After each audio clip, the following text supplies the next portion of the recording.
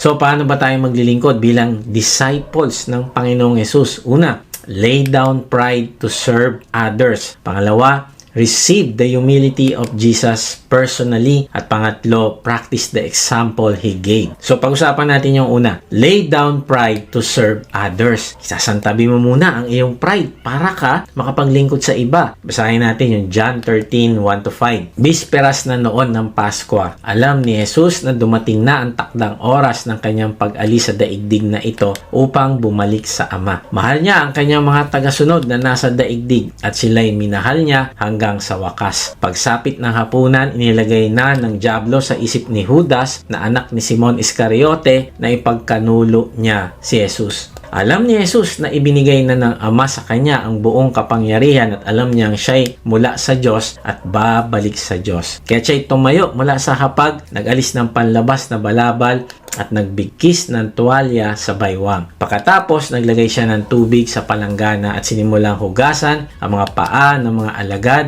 at punasan ng tuwalyang nakabigkis sa kanyang baywang. Maaaring tinatanong mo, Kuya Mike, ibig sabihin ba ng verse na ito tuwing Sunday, kailangan may palanggana tayo sa church at maghuhugasan tayo ng paa para masabing disciple tayo ng Panginoong Hesus? No, hindi ganon.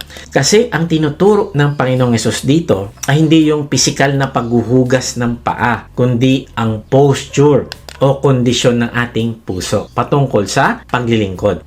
Ang tinuturo ng Panginoon ay ang kahandaan nating gawin kahit ang pinakamababang gawain para lang sa kapakanan at ikakabuti ng iba. Tingnan mo kung paano ang Panginoong Hesus ay walang ka-pride kapag naglilingkod. Sabi sa verse 1, alam ni Hesus na dumating na ang takdang oras ng kanyang pag-alis sa daigdig na ito. Pag-isipan mo ito, kaibigan. Kapag alam mong malapit ka nang mamatay, ay may tendency na asikasuhin mo muna ang mga bagay na patungkol sa iyong sarili. Tama ba? Halimbawa, gaya ng pagkumpleto ng iyong bucket list. May mga bucket list ba kayo?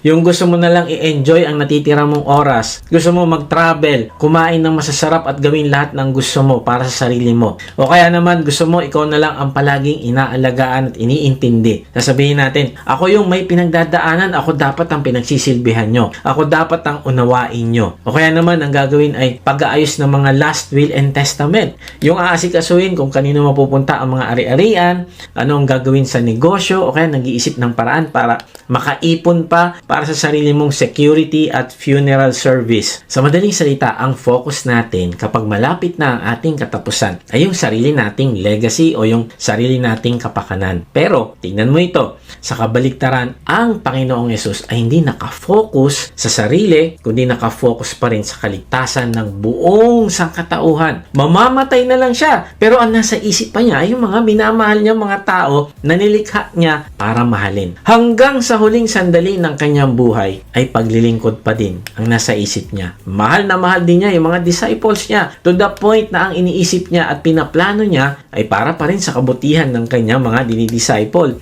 Kaya nga bago siya umalis sa daigdig natin ay sinigurado niya na maituro muna niya ang isang bagay sa kanyang mga disciples na kailangan din nating matutunan at i-apply bilang kanyang mga disciples din. Ano yon?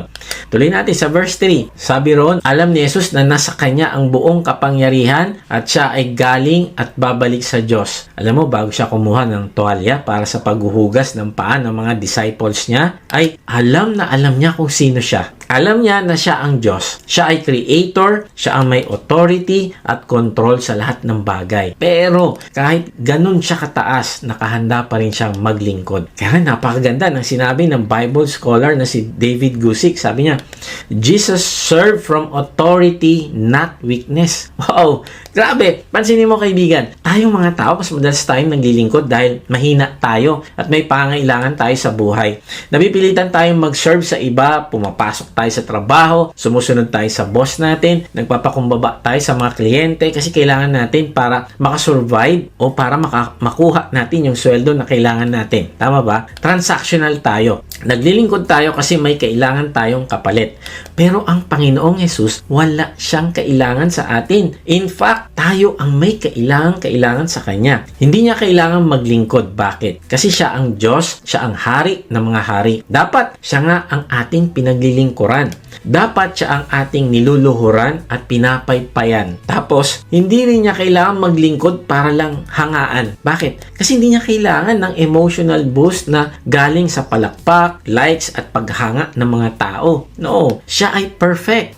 Walang kulang sa kanya at wala siyang pride kundi punong-puno ng pagpapakumbaba. Now, pag-isipan mo itong mabuti. Dahil sa pagpapakumbaba niyang ito, mas lalo nating nakikita at napapatunayan ang kanyang pagka-Diyos. Ibig sabihin, sa paghuhugas niya ng paa ng mga disciples, hindi nabawasan ang pagka-Diyos niya, kundi baliktad pa nga.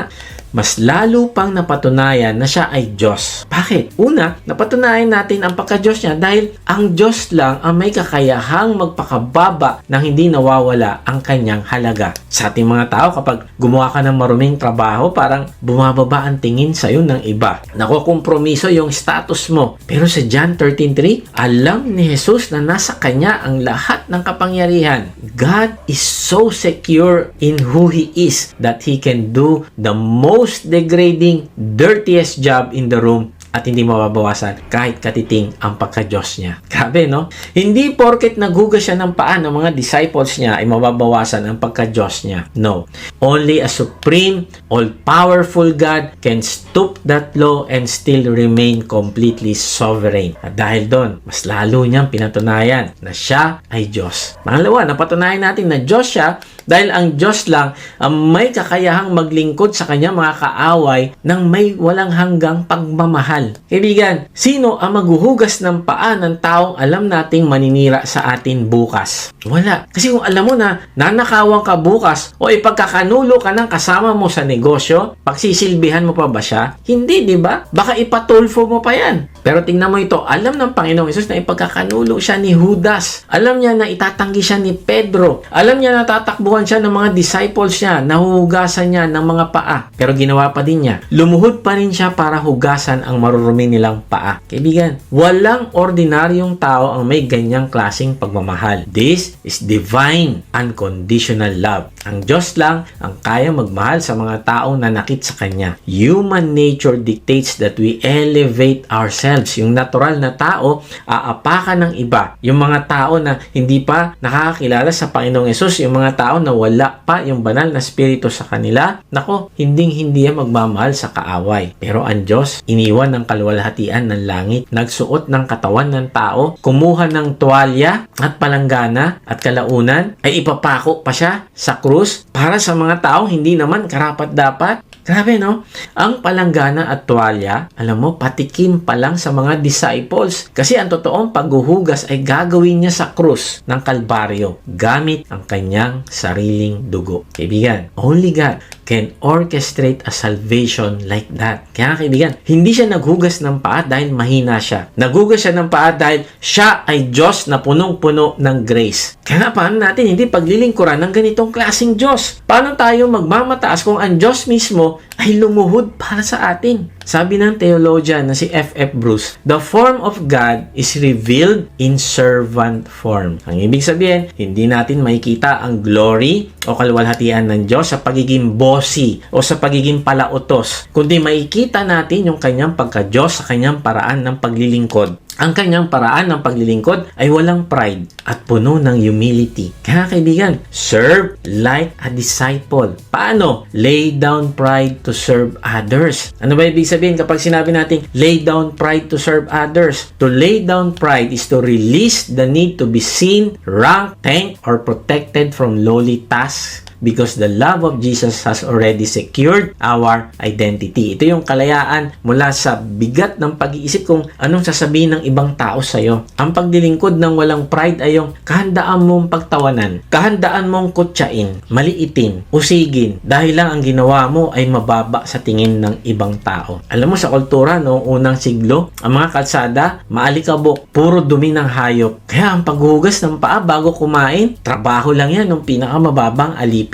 Kung may mga alipin yung isang sambahayan, yung pinakamababa, yun siya yung maghuhugas ng paa. Ang nakakalungkot kasi wala isa man sa mga disciple ng Panginoong Hesus ang nais gumawa nun. Pero tumayo ang Panginoong Hesus at siya ang naghugas ng paa ng kanyang mga disciple. Sabi nga ng biblical scholar na si Ginger Barfield, sabi niya, Jesus' action breaks normal honor rules and redefines power through service. Ang ibig sabihin, binasag ng Panginoong Hesus ang kultura ng pagyayabangan. Tama ba?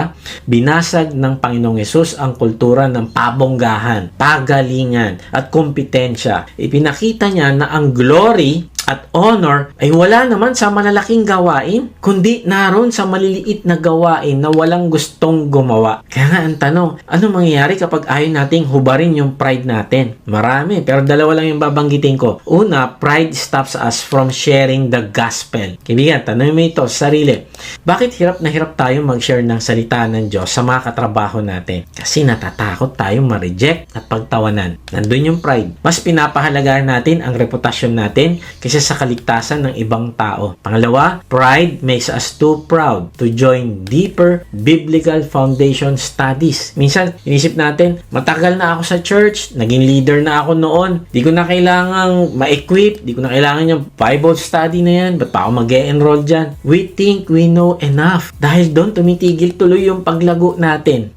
Noong 2018, may isang CEO, isang malaki at multimillion company. Mula Lunes hanggang Sabado, may sarili siyang driver. May assistant siya na nagtitimpla ng kape niya. At kapag pumasok siya sa corporate office niya, lahat ng empleyado yumuyok sa kanya. Pero every Sunday morning, alas 6 pa lang ng umaga, may kita mo itong CEO na ito sa labas ng church. Naka-neon vest siya. Pinagpapawisan sa ilalim ng araw at nagdidirect ng traffic sa parking lot. Minsan sinisigawan pa siya ng mga drivers na naiinis dahil naubusan sila ng parking slot. Pero alam mo, ngumingiti lang siya at nag-a-apologize. Bakit niya ginagawa yon? Ginagawa niya yung madumi na gawain na yon para magkaroon ng iba ng pagkakataon na makilala ang Panginoong Hesus at magkaroon sila ng maayos na karanasan habang nag-worship. Kaibigan, kailan naging hadlang ang pride mo para makapagbahagi ka ng kaligtasan, makagawa ng disciples, o kaya mag-testimony? Kaibigan, tingnan mo ang puso ng Diyos sa loob ng kwartong yon. Habang naguhugas si Lord, naroon si Judas.